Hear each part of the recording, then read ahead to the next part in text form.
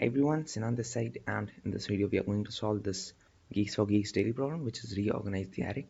So given an array of elements array with indices ranging from 0 to array of size -1. So the valid indices of this array are present inside this array.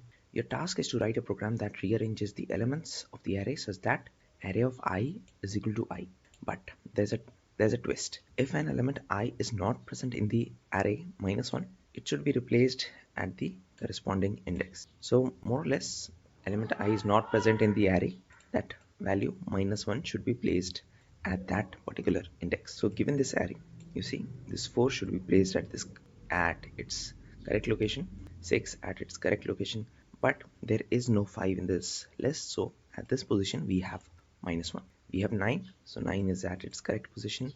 We don't have 8 and 7 in this list, so we have a -1 at these positions. Similarly, we don't have a 0, so this is also -1.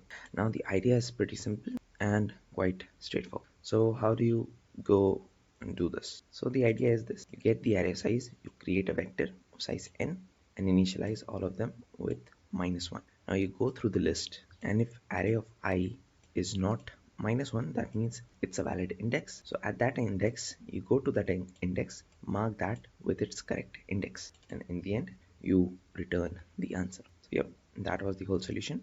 Be sure to check the description to get the solution PDF for this problem. And the time and space complexity is what? The time complexity is big O of n, this for loop, and space is big O of n.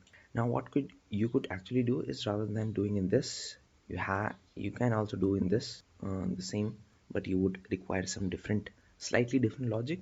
But this is quite straightforward, and this gets the job done. That was the whole video, and I'll see you in the next one.